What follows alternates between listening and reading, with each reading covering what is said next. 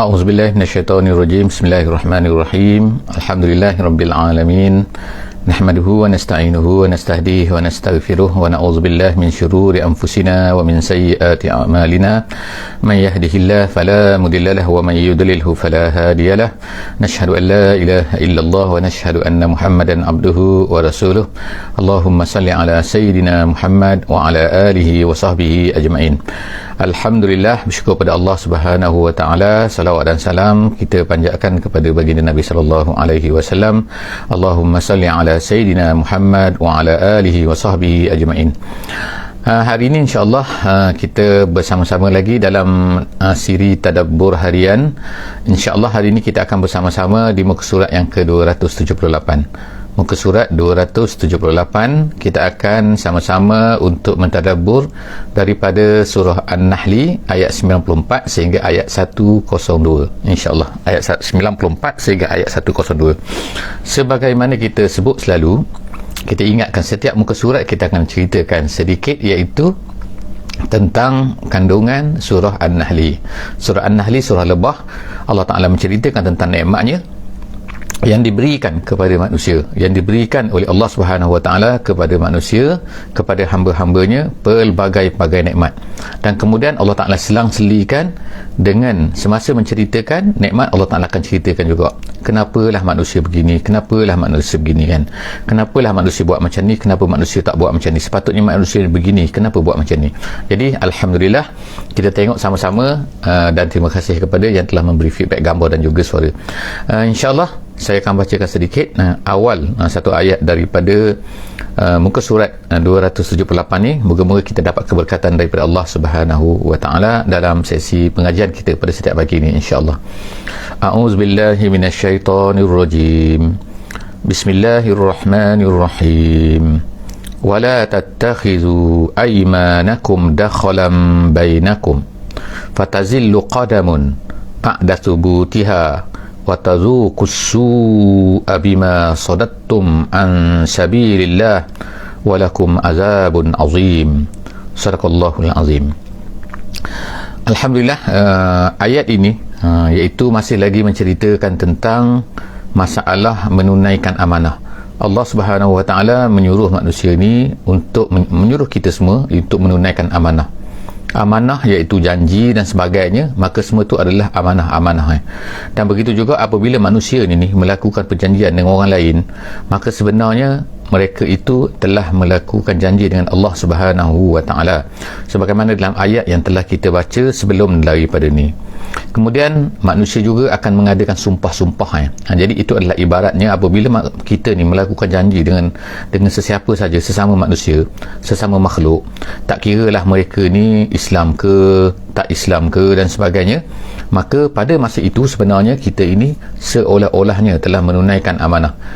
Pada kebiasaannya, kalau orang Arab dulu, mereka ni akan bersumpah di antara satu sama lain. Mereka akan katalah begini-begini yang menggunakan nama Allah Subhanahu Wa Taala.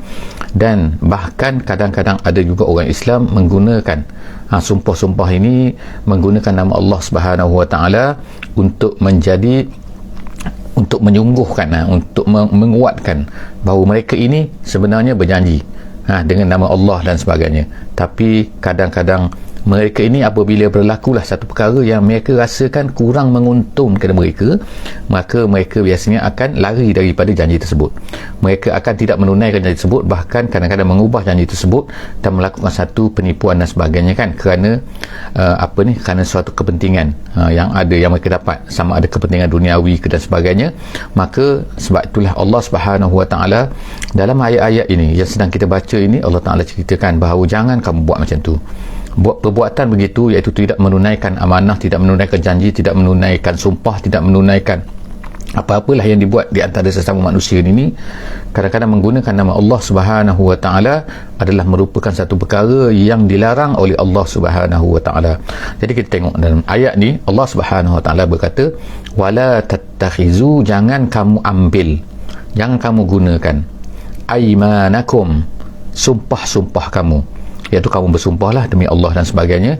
Kadang-kadang kamu bersumpah sebagai dakhalan. Dakhalan artinya masuk, artinya iaitu menjadi alat, maksudnya alat untuk menipu manusia. jadi alat penipuan jadi maknanya Allah Ta'ala ulang poin ni kan. Kalau ikutnya poin ni telah disebutkan sebelum daripada ni dalam ayat dalam muka surat 277 kepada sahabat-sahabat semua yang tidak sempat untuk mengikuti siri ni, iaitu muka surat 278 ni, insya-Allah boleh refer kita ada dalam Facebook, kita ada dalam YouTube kan, semua insya-Allah boleh tengok kan. Boleh tengok di sana bahawa Allah Subhanahu Wa Taala telah melarang manusia, melarang kita semua daripada menjadikan sumpah ni sebagai dakhalan. Dakhalan artinya kita kata masuk, tapi maksudnya ialah yang dimasukkan, yang digunakan sebagai alat untuk menipu sesama manusia.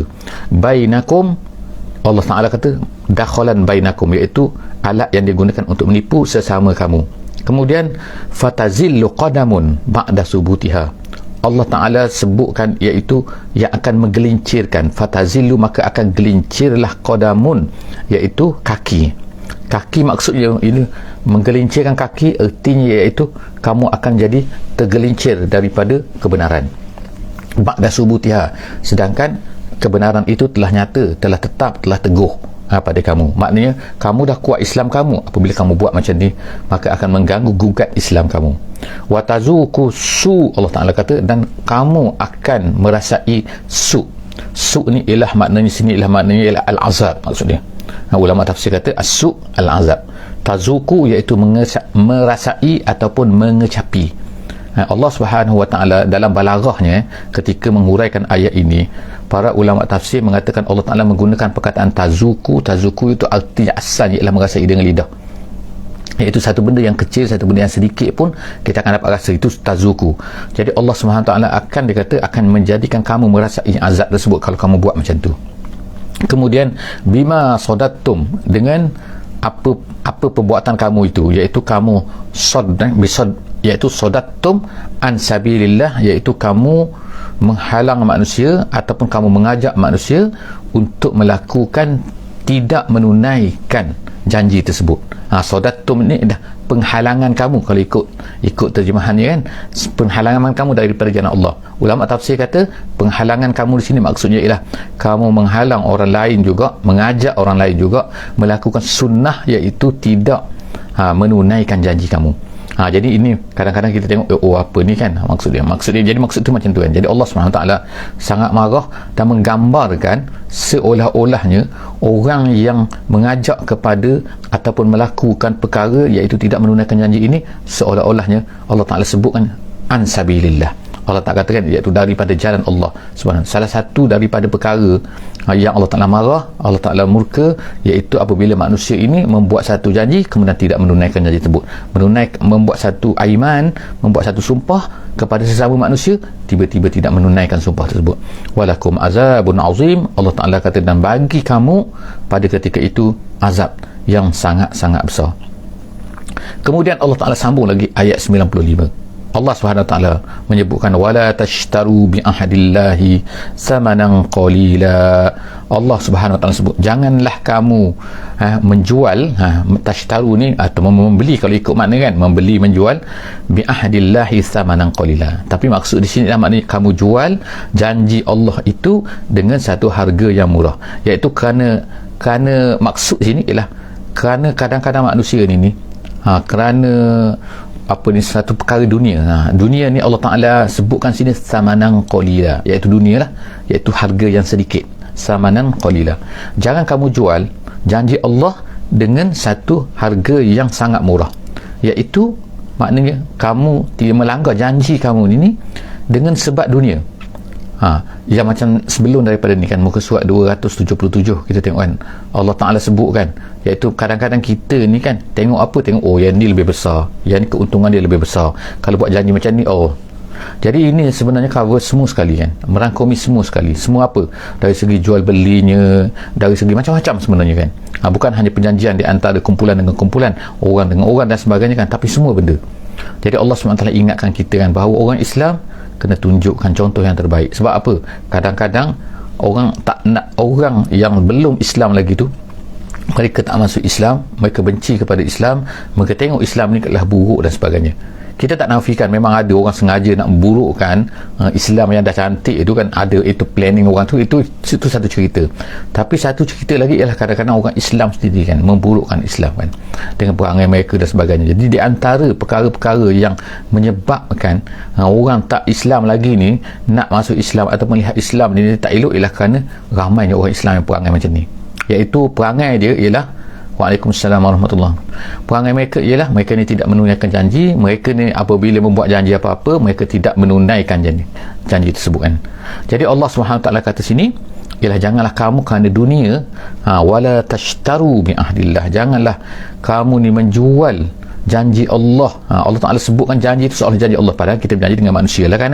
Of course kita ada janji dengan Allah, tetapi banyak Allah Ta'ala nak cerita kat sini janji kita ni dengan manusia Allah seperti janji kita dengan Allah Subhanahu Ta'ala. Sebab apa kita bersumpah dan sebagainya dengan harga yang samanan qalila. Innama indallahi huwa khairul lakum in kuntum ta'lamun. Allah Subhanahu Wa Ta'ala kata innama sini ialah inna ma gitu, inna ma. Tapi dia sambungkan tulisan dia, tapi makna di sini ialah inna ma indallah, sesungguhnya apa. Itu maksud dia. Inna ma di sini lah sesungguhnya apa, indallah huwa khairul lakum. Dia bukan inna ma yang maksud biasa tu sesungguhnya tu, tapi maksud dalam inna sini lah inna ma saja, iaitu dia berpisah inna ma. Jadi Allah Subhanahu Wa Ta'ala sebut sini mana sini inna ma kan, sini inna ma jadi sesungguhnya apa, maksud dia sesungguhnya apa, inna ma indallah, apa yang di sisi Allah, huwa khairul lakum, itu adalah lebih baik lagi, iaitu apa, iaitu pahala. In kuntum ta'lamun, kalau kamu mengetahui. Maknanya kadang-kadang kita kerana sanggup langgar janji, sanggup langgar apa yang kita buat dengan manusia dan sebagainya kan. Kerana apa? Kerana semata-mata kerana benda-benda dunia. Jadi Allah Ta'ala kata kalau kita pegang kepada janji kita tu, maka itu kita akan dapat pahala. Tetap walaupun kita kadang-kadang nampak rugi, tetapi apa yang di sisi Allah, Allah Ta'ala kata itulah lebih baik. Pahala Allah itu lebih baik. Lakum in kuntum ta'lamun, kalau kamu mengetahui betapa besarnya. Jadi oleh kerana itu fala tanqudu, ulama kata jangan kamu tidak menunaikan, jangan kamu langgar janji kamu tu. Ma indakum yanfas. Allah Subhanahu Ta'ala seterusnya mengatakan nak takkidkan lagi, nak menyungguhkan lagi, nak menekankan lagi isu ni kan. Isu apa isu sebenarnya, apa yang ada di sisi Allah Subhanahu Wa Ta'ala tu sangat besar. Jangan kamu sanggup sampai jual macam tu. Ma indakum yanfat, Allah Ta'ala kata apa yang ada di sisi kamu tu yanfat. Yanfat artinya ialah iaitu akan binasa. Yafni, makna apa yang kamu ada tu semua akan hilang kan. Harta kita ke, nyawa kita ke, apa-apa saja, kesihatan kita kan, semua akan berkurangan, semua akan hilang. Lama-lama bila kita mati tak adalah, kita tak boleh ambil manfaat apa-apa pun. Jadi Allah Ta'ala kata wa ma indakum yanfat, apa yang ada kepada kamu tu yanfat, tetapi wa ma indallah baq, apa yang ada di sisi Allah itu, apa yang ada pada Allah iaitu pahalanya, kenikmatannya, syurganya, apa yang Allah Ta'ala janji nak berikan kepada kita itu baq. Baq maknanya ialah kekal, maknanya daim, selama-lamanya. Wala najziyanna allazina sabaru, dan kemudian Allah Ta'ala kami pasti akan balas la najziya, akan balas allazina sabaru, orang-orang yang sabar. Sabar apa tadi? Kalau nak dikaitkan dengan itu, sabar di atas menunaikan janjinya. Maknanya tetap juga berada untuk berpegang pada janjinya, walaupun dia nampak bahawa kalaulah dia tidak ni, maka dia akan dapat gini kan. Jadi dia bersabar dengan apa yang dia dah buat dah kan.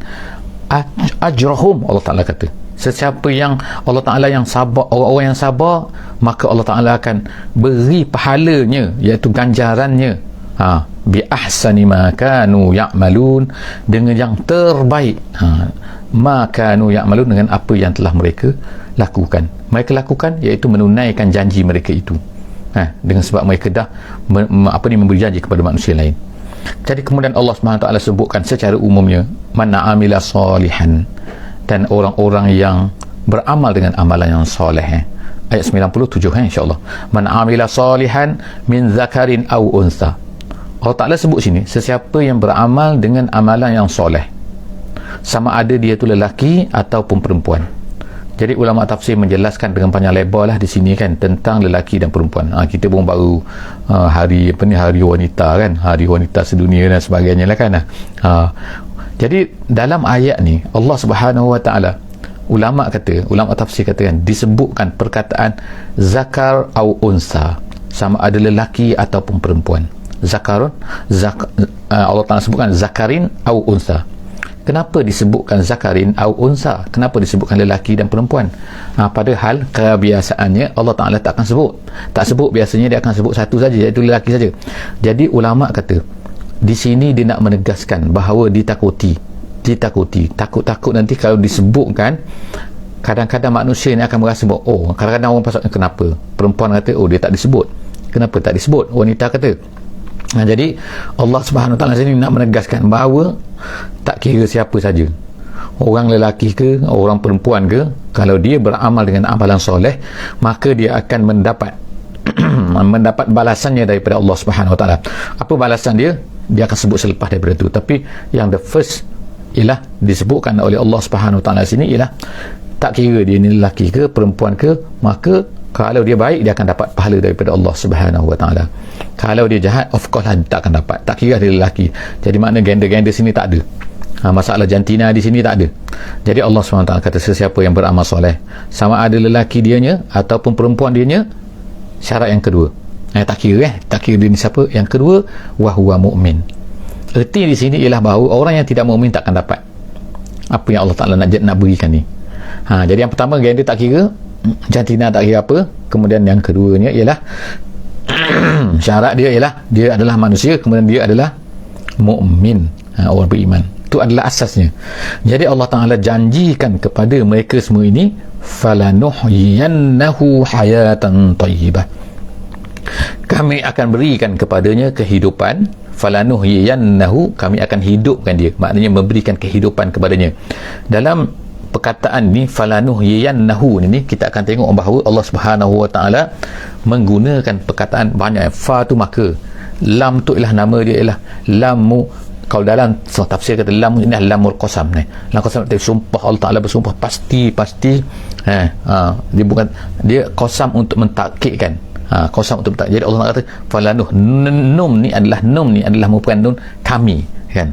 Falanuh yannahu, kemudian ada pula nun sini, nun bersabdu sini. Jadi nun bersabdu sini ialah yannahu, lanuh yannahu. Nun situ takkid lagi, takkid dua kali sini ada dua kali, sini adalah lam qasam lagi, lam. Jadi Allah SWT, hu ni ialah dia, iaitu orang tersebut, orang yang beramal dengan amalan soleh tadi. Jadi Allah SWT kata siapa yang beramal dengan amalan soleh, lelaki ke ataupun perempuan ke, dan dia ni adalah beriman, Allah Ta'ala kata falanuhyiyannahu, balasannya Allah Ta'ala akan hidupkan dia dengan hayatan thayyibah. Hayatan thayyibah, kehidupan yang baik, maksud dia, terjemahannya. Tapi maksud di sini ulama ada dua pendapat. Apakah maksud kehidupan yang baik ni? Ada yang kata ialah di dunia, masih di dunia kita ni sekarang ni, kan. Allah Ta'ala dah beri kehidupan yang baik kepadanya.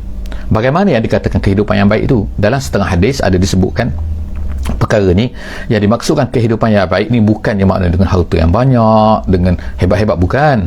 Tetapi kehidupan yang baik ini dalam hadis disebutkan ialah yang pertama, kalau di dunia ialah yang pertama sekali ar-rizqul halal, iaitu rezeki yang halal. Itu yang pertama. Jadi dia dapat rezeki yang halal, bukan tak mesti banyak. Dan yang keduanya ialah disebutkan hadis tu ialah dia ada qanaah.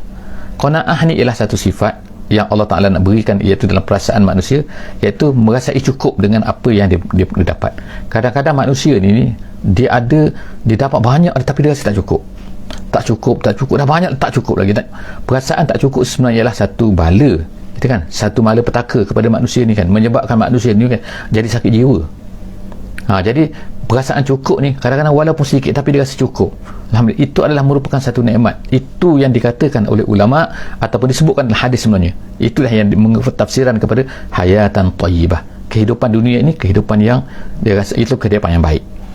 Ada ulama lain pula mengatakan bahawa maksud hayatan thayyibah sini adalah maksudnya di akhirat. Tetapi ulama-ulama lebih mengatakan bahawa iaitu makna ayat ini, hayatan thayyibah di sini adalah lebih kepada dunia. Itu lebih kuat lagi. Pandangan ulama lebih kuat mengatakan kehidupan inilah kehidupan dunia, dan ditafsirkan oleh hadis iaitu dua perkara, rezeki yang halal dan juga sifat qanaah, perasaan qanaah. Dan kemudian Allah Ta'ala sebut wala najziyannahum ajrahum bi ahsani ma kanu ya'malun, dan kemudian kami akan balaskan pula kepada mereka pahala bi ahsani ma kanu ya'malun, dengan yang terbaik apa yang mereka telah lakukan. Jadi ini adalah akhirat. Jadi sebab itulah ulama tafsir katakan bahawa hayatan thayyibah di sini adalah maksudnya dunia, dan di sini adalah untuk akhirat. Maknanya dunia dan akhirat, kalau mereka beramal soleh, mereka ni beriman, tak kira lelaki atau perempuan, mereka akan dapat perkara ni, dua perkara, dunia pun baik, iaitu akhirat pun baik, kan. Seterusnya Allah Subhanahu Wa Taala sebutkan, itu ayat yang lain tu, ayat berkenaan dengan perkara yang lain pula, iaitu ayat 98, insya-Allah 98, iaitu Allah Subhanahu Wa Taala menyebutkan tentang bila kamu nak baca Quran. Allah Ta'ala sebut fa'iza qara'tal Quran, dan maka oleh kerana tu maka apabila kamu nak baca Quran. Ni Allah Ta'ala sebutkan salah satu daripada adab, salah satu daripada cara. Apabila qara'ta, ikut dalam bahasa Arabnya qara'ta ni kamu telah baca, tapi maksud di sini ulama tafsir kata iaitu iza aratta qira'atal Quran, apabila kamu nak, makna permulaan, mula-mula lagi yang diajar oleh Nabi sallallahu alaihi wasallam. Apabila kamu nak baca Quran, permulaan kamu nak baca Quran, fa iza qara'tal Quran, maknanya apabila kamu start nak baca Quran, maka fasta'iz billah minasyaitonir rajim, maka hendaklah kamu isti'azah dengan Allah, iaitu meminta pertolongan kepada Allah Subhanahu Wa Taala daripada minasyaitonir rajim, daripada syaitan yang direjam. Jadi maksudnya ialah Allah Ta'ala menyuruh kita di sini membaca dengan clearnya, iaitu membaca a'udzubillahi minasyaitonirrajim semasa nak baca Quran. Setengah ulama kata menerangkan kenapa masa nak baca Quran ini kena baca a'udzubillah, minta pertolongan. Sebab Quran ni adalah, padahal kalau ikutnya kan syaitan ni, yang pertamanya ialah syaitan ni mengganggu manusia bila-bila masa saja. Perkara yang pertama. Yang keduanya ialah kita ni disuruh oleh Allah Subhanahu, oleh Nabi SAW supaya auzubillah ni bukan hanya di masa nak baca Quran, tapi ulama katakan kerana Quran ialah satu benda yang hebat, satu benda yang cantik, kan. Syaitan ni bila kita nak buat baik saja, kan, nak buat baik iaitu nak baca Quran je, antaranya bila nak baca Quran, maka dia akan ganggu kita. Dia akan mengganggu kita untuk menyeleweng daripada memahami, mengganggu kita membaca supaya baca ni salah, dan macam-macam. Jadi itulah maknanya, sebab itulah masa nak baca Quran ni kan, jaga-jaga betul, sebab syaitan akan cuba nak masuk supaya kita salah baca, supaya kita salah faham. Jadi oleh kerana inilah maka sangat-sangat perlu, kalau syaitan nak mengganggu kita supaya salah faham terhadap Quran ni, maka kita akan dapatilah apa yang berlaku, kan. Maknanya lah, kalaulah kita tak belajar lagi, tak baca pula Quran, ataupun tak cuba faham Quran, bagaimana kita nak faham dengan betul? Kalau orang yang baca Quran pun dia akan diganggu oleh syaitan, maka orang yang tak belajar langsung bagaimana tak? Kalau kita hanya baca baca Facebook saja ke, baca orang ni cakap kan, tak tahulah siapa cakap, kan. Orang ni copy, orang ni paste, orang ni copy, orang paste. Jadi maknanya menyebabkan kemungkinan kita salah faham. Jadi oleh kerana itu marilah kita sama-sama, kan, insya-Allah mentadabbur Quran, baca Quran. Jadi Allah SWT kata, apabila kamu nak baca Quran, maka sebutlah fasta'iz billah, mintalah pertolongan, mintalah perlindungan kepada Allah Subhanahu Wa Taala daripada syaitan yang direjam tu.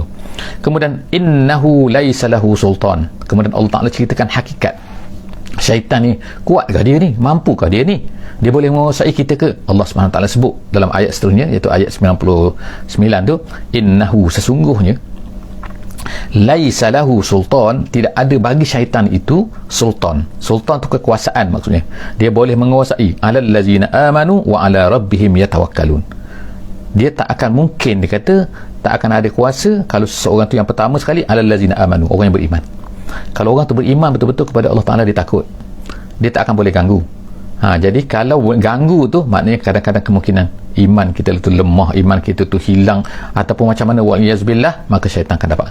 Dan yang keduanya, syaitan tak akan dapat ni, iaitu dengan syarat yang dia beriman, dan kemudian dia tu wa ala rabbihim yatawakkalun, dan dia tu bertawakal kepada Allah Subhanahu Wa Taala.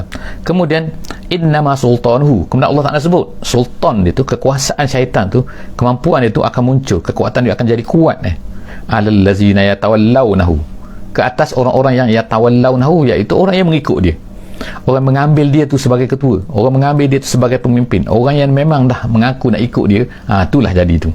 Jadi sebab itulah maknanya syaitan ni, dia tak boleh kacau betul-betul. Kalau orang tu betul-betul kuat beriman dan bertawakal kepada Allah, tak mungkin boleh kacau. Allah tak ada sebut dah sini, tapi dia akan boleh kacau, dia akan boleh power dia timbul orang-orang yang memberi power kepada dia, yatawallawnahu, mengambil dia tu sebagai ni, wallazinahum bihi musyrikun. Allah Ta'ala sebut sini, dan iaitu orang-orang yang hum, yang mana orang-orang yang bihi itu maknanya dengannya, Ulama-ulama berbeza sini dari segi apa maksud bihi sini. Bi itu apa, hi itu apa. Tengok kan ulama tafsir, masya-Allah kan. Jadi setengah ulama yang kuatnya mengatakan, pendapat yang kuat mengatakan ni, bi itu ialah nama dia, iaitu ba sababiyah dipanggil, iaitu dengan sebab, maksud dia. Bi itu dengan sebab, bis biji tu. Kemudian hi itu ialah syaitan, iaitu dengan sebabnya lah manusia itu menjadi musyrikun. Gitu. Itu dia punya pandangan ataupun kita kata pendapat yang kuat di kalangan pada ulama tafsir. Jadi dia kata syaitan ini boleh menguasai orang-orang yang menjadikan syaitan tu, orang-orang yang boleh orang menjadikan syaitan sebagai pemimpin dia, maka syaitan akan boleh menguasai. Dan yang keduanya, dengan sebab syaitan itulah menyebabkan dia itu musyrik, menjadi musyrik. Jadi syaitan akan cuba untuk memusyrikkan orang, maka menjadi pengikut dia. Bihi musyrikun, jadi dengan sebab dia lah, dengan sebab syaitan itu. Ada setengah ulama tafsir lain, tafsir yang lain memberi pandangan mereka dari segi bahasanya. Bihi itu maksudnya, hi itu maknanya Allah Subhanahu wa taala. Jadi bihi iaitu billah, jadi iaitu mereka itu syirik dengan Allah Subhanahu wa taala. Itu jadi maksud dia.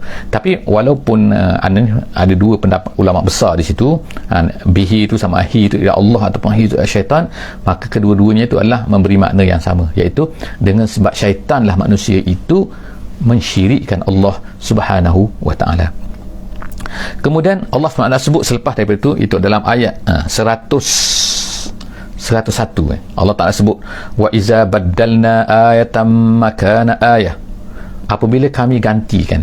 Dalam ayat ini iaitu menyebutkan kami gantikan, maksud yang diberikan oleh pendapat ramai majoriti ulama, dia kata maksud sini menceritakan tentang nasakh dan juga mansukh, iaitu kadang-kadang ada ayat turun kemudian Allah Ta'ala gantikan dengan ayat yang lain, iaitu mansukh. Ayat itu mansukh. Jadi orang-orang kafir ni, orang-orang musyrik ni, bila tengok perkara ni, mereka kata, ish, Muhammad ni penipu lah. Sebab apa? Sekali dulu lain, sekarang ni lain. Tu tengok kan, tuduhan mereka.